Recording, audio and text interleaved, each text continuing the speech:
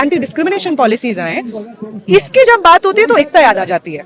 लेकिन हॉस्टल में आप उनके साथ बैठ के खाना नहीं खाएंगे, हॉस्टल अलॉट भी आप जाति के आधार पे करेंगे, आप खाने पीने में क्लासरूम्स में उनके साथ भेदभाव करेंगे, आपको किसी का सरनेम पता चल जाए तो आप उनसे दोस्ती नहीं करेंगे। तो एकता तब आती है जब आपको एकता कहने पे फायदा होता है। बाकी हर समय हमेशा आप इस ऊंच नीच को बरकरार रखने के पक्ष में। इसीलिए जब आपके मुंह से एकता निकल रहा है तो आप एक्चुअली एकता नहीं कह रहे हैं, आप कह रहे हैं कि वो ऊंच नीच जो ये आंकड़े खुले तौर पे दर्शाती है, वही ऊंच नीच को मेंटेन करने के लिए हम यहाँ पे प्रोटेस्ट कर रहे हैं और ये रेगुलेशंस वापस हो इसकी मांग। आपसे पहले जो यहाँ पे तख्त नशीं थे जस्टिस गवई, उनके ऊपर जूता मारा गया था और ये बोलते हुए मारा गया था, उनकी जाति को इन्वोक करते हुए मारा गया था उनके ऊपर जूता। तो आपके प्रेडिसेसर के ऊपर जब जूता मारा जाता है क्योंकि वो दलित है, तो आपको शर्म आनी चाहिए कि आप इस तरह से बोलते हैं कि जातिगत भेदभाव खत्म हो गया है। आप ही वो जस्टिस है सर जिन्होंने रोहित वेमुला और पायल तडवी की मांग जो PIL फाइल करती है उसके रिस्पॉन्स में UGC को डायरेक्ट किया था कि अरे कास्ट बेस्ड डिस्क्रिमिनेशन को एड्रेस करने के लिए आप रेगुलेशंस बनाइए, लेकिन आपको आला कमान से हुक्म आया कि अरे भाई इस पे स्टे लगा दो, तो आपने स्टे लगा दिया। इन्हीं चीजों पे कॉग्निजेंस लेते हैं। सुप्रीम कोर्ट को सड़कों की वही आवाजें सुनाई देती हैं जो बीजेपी के हेडक्वार्टर से डिक्टेट की जाती है। हाँ, हम बिल्कुल ये कहते हैं, हम कहते हैं जातिवाद की छाती पर बिरसा फूले अंबेडकर, और ये हम बिल्कुल कहेंगे कि जातिवाद, ब्राह्मणवाद, सामंतवाद, इन तमाम चीजों की छाती पे बिरसा फूले और अंबेडकर की जो लेगेसी है, जो हमें बार बार ये सिखाती है कि अगर आपके सामने पूरा इंस्टीट्यूशन इस तरह से हो जो जाति को अपहोल्ड करता हो, तब भी आपको लड़ते रहना है। तब भी कई दिन से हिंदू एकता भी तो ऐसे ही जब भी बात आती है जाति की तो हिंदुओं को अपनी एकता याद आ जाती है। अंबेडकर भी यही कहते थे कि हिंदू सिर्फ एक चीज पे एक होते हैं, और वो आता है जब मुसलमानों के खिलाफ बात करनी होती है, तब हिंदू एक होते हैं। अगर आप समाज के एक सेक्शन को गधा समझते हैं तो ये इस बात का प्रूफ है कि जो प्रोटेस्ट आप कर रहे हो, वो जिस चीज के खिलाफ प्रोटेस्ट कर रहे हो, वो उस चीज का हायर एजुकेशन के इंस्टीट्यूशंस में होना कितना जरूरी है।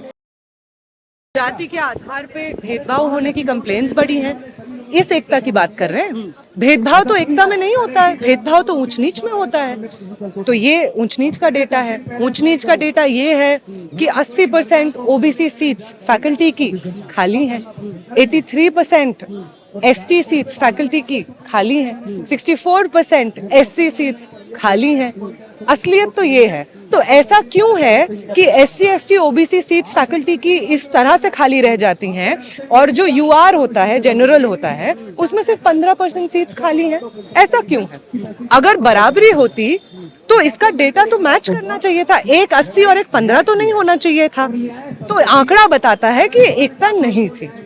आंकड़ा ये बताता है कि 18 से 23 के बीच में 20,000 SC ST OBC स्टूडेंट्स अपनी पढ़ाई, हायर एजुकेशन छोड़ने पे मजबूर हुए हैं। क्यों मजबूर हुए हैं वो छोड़ने पे? अगर एकता थी और सब अच्छा था तो वो लोग अपनी पढ़ाई छोड़ने पे मजबूर क्यों हुए? वो मजबूर इसलिए हुए क्योंकि गैर बराबरी थी।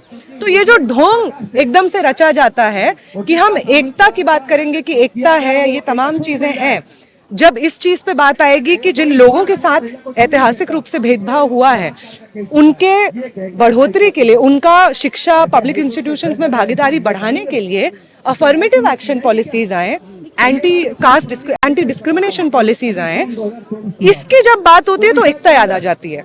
लेकिन हॉस्टल में आप उनके साथ बैठ के खाना नहीं खाएंगे, हॉस्टल अलॉट भी आप जाति के आधार पे करेंगे, आप खाने पीने में क्लासरूम्स में उनके साथ भेदभाव करेंगे, आपको किसी का सरनेम पता चल जाए तो आप उनसे दोस्ती नहीं करेंगे। तो एकता तब आती है जब आपको एकता कहने पे फायदा होता है। बाकी हर समय हमेशा आप इस ऊंच नीच को बरकरार रखने के पक्ष में।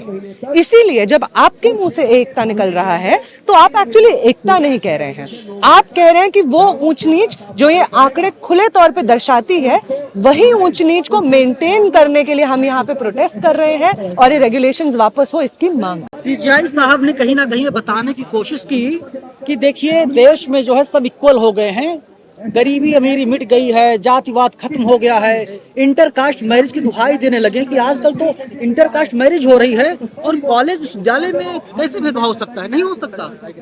मैं इनको बोलूंगी कि सर, आपसे पहले जो यहाँ पे तख्त नशीं थे जस्टिस गवई, उनके ऊपर जूता मारा गया था और ये बोलते हुए मारा गया था, उनकी जाति को इन्वोक करते हुए मारा गया था उनके ऊपर जूता।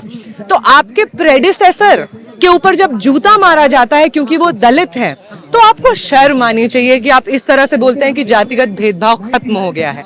आप ही वो जस्टिस हैं सर जिन्होंने रोहित वेमुला और पायल तडवी की मांग जो पीआईएल फाइल करती हैं उसके रिस्पांस में यूजीसी को डायरेक्ट किया था कि अरे कास्ट बेस्ड डिस्क्रिमिनेशन को एड्रेस करने के लिए आप रेगुलेशंस बनाइए, लेकिन आपको आला कमान से हुक्म आया कि अरे भाई इस पे स्टे लगा दो, तो आपने स्टे लगा दिया। तो वो, और मैं इनसे भी मतलब आपसे ये भी पूछना चाहूंगी चीफ जस्टिस से कि आपके सुप्रीम कोर्ट में कितने जजेस हैं जरा बताइए तो। अगर भेदभाव खत्म हो गया है तो सुप्रीम कोर्ट में जो जजेस का कॉन्स्टिट्यूशन है उसमें आपको दिखना चाहिए वो लोग जो हमेशा से जिनको बाहर किया गया है पब्लिक इंस्टीट्यूशन से, उन लोगों की भागीदारी तो सुप्रीम कोर्ट में दिखनी चाहिए। फिर ऐसा क्यों होता है कि सुप्रीम कोर्ट 2018 का जो डेटा है उसमें 33 में से 28 जो जजेस होते हैं वो ना मुसलमान होते हैं, ना क्रिश्चियन होते हैं, ना एससी होते हैं, ना एसटी होते हैं, ना ओबीसी होते हैं? ऐसा क्यों होता है? निशिकांत दुबे का बयान आता है, वे कहते हैं कि हमने जो कहा था वही हुआ, सुप्रीम कोर्ट ने वही किया। इसके क्या मायने निकाले जाएं? इसका यही मायने निकाला जाए कि वो जुडिशियल सिस्टम को ये नहीं, इस तरह से नहीं देखते हैं कि जुडिशियल सिस्टम और सुप्रीम कोर्ट हर किसी के फंडामेंटल अधिकारों और कॉन्स्टिट्यूशनल राइट्स को सेफगार्ड करने के लिए बना है। ये तो सिंपल सी ये बात है। इनफैक्ट वो तो बेइज्जती कर रहे हैं सुप्रीम कोर्ट की, वो तो कह रहे हैं कि ये तो हमारी कठपुतली है, हम जो कहेंगे सुप्रीम कोर्ट वही करेगा। आपको क्या लगता है, आप ये कहना चाहते हो सुप्रीम कोर्ट गुलाम है भारतीय जनता पार्टी का? मैं नहीं कहना चाहती हूँ ऐसे। वहां पे जो सुप्रीम कोर्ट में जजेस बैठे हुए हैं वो चीख चीख के यही बात कहते हैं कि हम जिस चीज से भाजपा को फायदा हो रहा है हम उसी के हित में गाइडलाइंस लेकर के आएंगे। पिछले इतने लंबे समय से तमाम चीजों पे, लेबर कोड्स पे, एनईपी पे, सड़कों पे इतने भारी मात्रा में प्रदर्शन एक के बाद हुए हैं। पिछले ही सेशन में, पार्लियामेंट के सेशन में जो बिल्स लेकर आए हैं वो लोग, वीबीएसए जैसे बिल्स, जी राम जी जैसे बिल्स, उनके खिलाफ इतने भारी मात्रा में प्रदर्शन हुए हैं। आपने उसमें कॉग्निजेंस क्यों नहीं लिया? उसमें आपको सड़कों पर, आपको क्यों, जब सड़कों में इस तरह से प्रोटेस्ट चल रहा था, आपको तब उसका भार क्यों नहीं महसूस हुआ? आपको तब क्यों नहीं महसूस हुआ कि जनता कुछ बोल रही है, शायद सुप्रीम कोर्ट को सुनना चाहिए? वो इसलिए क्योंकि आप उन्हीं चीजों पे कॉग्निजेंस लेते हैं। सुप्रीम कोर्ट को सड़कों की वही आवाजें सुनाई देती हैं जो बीजेपी के हेडक्वार्टर से डिक्टेट की जाती हैं। आप लोग हल्के फुल्के नारे लगाते हो, जेएनयू में, डीयू में मुकदमा दर्ज हो जाता है, रजिस्ट्रिंग हो जाती है, लेकिन खुलेआम उत्तर प्रदेश की सड़कों पर नारे लगाए जाते हैं, योगी मोदी तेरी कब्र खुदेगी, यूजीसी की धरती पर कोई भी मुकदमा दर्ज नहीं होता, कोई अरेस्टिंग नहीं होती। ये एक और केस है कि किस तरीके से लॉ सिलेक्टिवली अप्लाई होता है। जेएनयू में अगर ये चीज लगाई जाएगी, नारे लगाए जाएंगे, जो कि एक हिस्टोरिक नारा है। जब आप किसी के नाम के बाद मुर्दाबाद कहते हैं ना, भाजपा के वो लोग जो पार्लियामेंट में बैठ करके, बाहर जा करके राहुल गांधी मुर्दाबाद, कांग्रेस मुर्दाबाद, लेफ्ट मुर्दाबाद, जेएनयू मुर्दाबाद, ये सब नारे लगाते हैं। मुर्दाबाद का भी यही मतलब होता है जो कब्र खुदेगी की होता है। तो आप लोग जब आपका मन करता है, मीडिया के गैंग के, आपका जो गोदी मीडिया है उसके मदद से, आप जब आपको मन करता है आप जेएनयू को इस पूरे देश का दोषी बना देते हैं। जब आपको मन करता है तो वही सेम नारे जब यूपी के नारों में सड़कों पे लगते हैं, वही नारों के समर्थन में आप सुप्रीम कोर्ट से स्टे लगा देते हैं। कौन सा नारा है? आप लोग कहते हैं तो अंबेडकर, फूले अंबेडकर, कुछ नारा है, टीवी में लगातार उसे चलाया जा रहा है और उत्तर प्रदेश वाले नारे का कहीं कोई जिक्र नहीं है।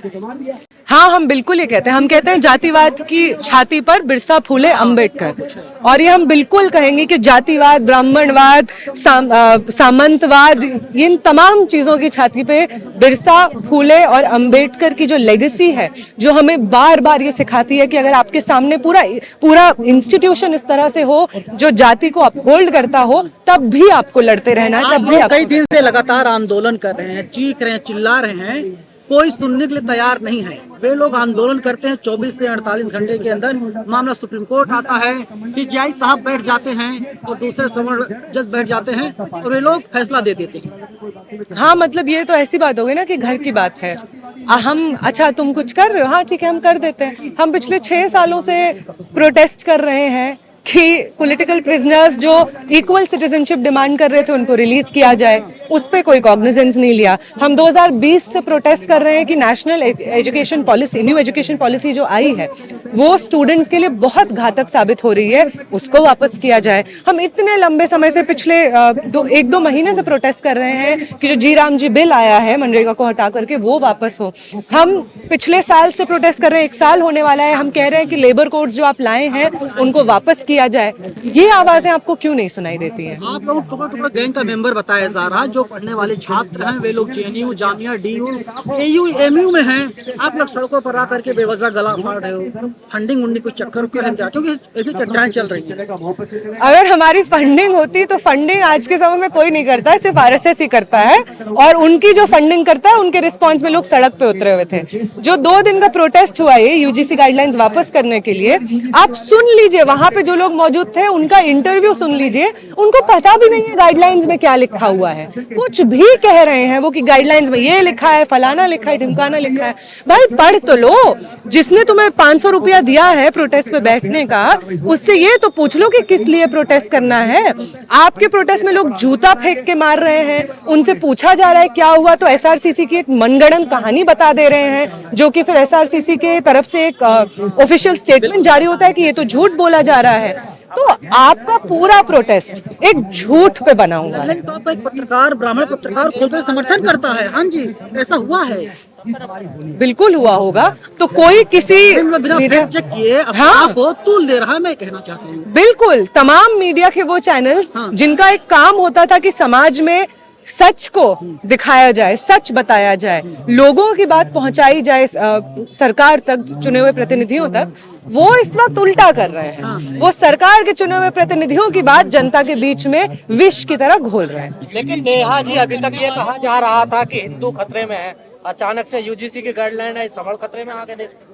बिल्कुल, ये भी हिंदू एकता भी तो ऐसे ही जब भी बात आती है जाति की तो हिंदुओं को अपनी एकता याद आ जाती है। अंबेडकर भी यही कहते थे कि हिंदू सिर्फ एक चीज पे एक होते हैं, और वो आता है जब मुसलमानों के खिलाफ बात करनी होती है, तब हिंदू एक होते हैं। हिंदू एक कभी नहीं रहे हैं। गधों को घोड़ा बनाओगे क्या? इस तरह की बिल्कुल ये बात बोली जा रही है कि गधे को घोड़ा बनाओगे।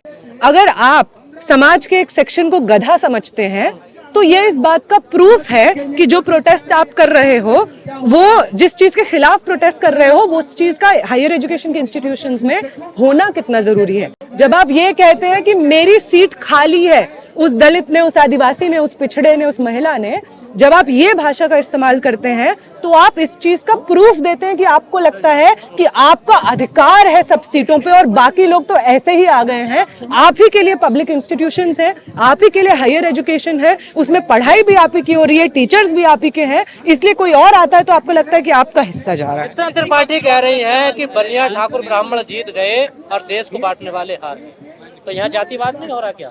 बिल्कुल जातिवाद हो रहा है। ये इस तरीके की तमाम प्रोटेस्ट जो इन गाइडलाइंस को रोल बैक करने के लिए हुई हैं, उन तमाम गाइडलाइंस का अगर आप नैरेटिव सुन लीजिए, उनमें लोग क्या तर्क दे रहे हैं इन गाइडलाइंस को वापस करने के लिए, अगर आप वो सुन लेंगे तो आपको प्रूफ मिल जाएगा कि इस तरह की गाइडलाइंस को और पुख्ता करके यूनिवर्सिटीज में लागू करना क्यों जरूरी है। झूठा फंसाया जाएगा सबल लोगों से। कोई भी लॉ जब आता है वो इस चीज को रिकॉग्नाइज करके आता है कि समाज में ये हो रहा है और इसके खिलाफ कानून बनना चाहिए। अगर इसके खिलाफ कानून बनेगा, लॉ बनाया ही तब जाता है जब कोई एक पर्टिकुलर एस्पेक्ट इतना ज्यादा हार्मफुल हो जाए, एक इंसान की पर्सनल प्राइवेट लिबर्टीज और कॉन्स्टिट्यूशनल राइट्स के खिलाफ हो जाए एक पर्टिकुलर एस्पेक्ट, तभी उसको लॉ बनाया जाता है। तो जो आप तर्क दे रहे हैं मिसयूज का, वो और कुछ तर्क नहीं है। लॉ का मिसयूज का ये जो एंजाइटी है, आपको क्यों ये एंजाइटी नहीं लगती है कि चोरी के इल्जाम में, मर्डर के इल्जाम में हमेशा से गरीब लोगों को फंसाया जाता है? आपको ये एंजाइटी तब क्यों नहीं होती है? तो आपको ये जो एंजाइटी इतने बड़े रूप में महसूस हो रही है जाति के सवाल पे, वो दिखाता है कि आपकी जाति के रूप में जो एंजाइटी है वो गलत कंप्लेन्स के विरोध में नहीं हो रही है। आपको डर है कि आपका जो जनरल आचरण है, जिस तरह से आप रोजमर्रा की जिंदगी में बातचीत करते हैं, एग्जिस्ट करते हैं, आपको मालूम है कि वो कितना खराब है। आप जानते हैं कि आप जिस तरह से बात करते हैं, जैसे हायर एजुकेशन की प्रैक्टिसेस को निभाते हैं, वो कितनी अनकॉन्स्टिट्यूशनल, कितनी जातिवादी है, इसलिए आपको दिक्कत है। यहाँ तो कुछ छात्रा है लगातार एक्टिव रहती हैं हर मुद्दों में, क्या आपने भी ऐसा कोई देखा भेदभाव होता हुआ? बिल्कुल खुले तौर पे हमने देखा है। आप कैसी बात कर रहे हैं? मैं जेएनयू में पढ़ती हूँ। हमारे जो यूनियन के जेएनयू के पूर्व प्रेसिडेंट थे, नीतीश नाम है उनका, उनको लोग बीच पब्लिक में एबीवीपी के 4-5 बहुत सारे लोग घेर करके कहते हैं ये तो ओबीसी आरक्षण से आया, इसका कोई मेरिट नहीं है, ये बोला जाता है। जेएनयू के प्रेसिडेंट को ये बात बोली जाती है।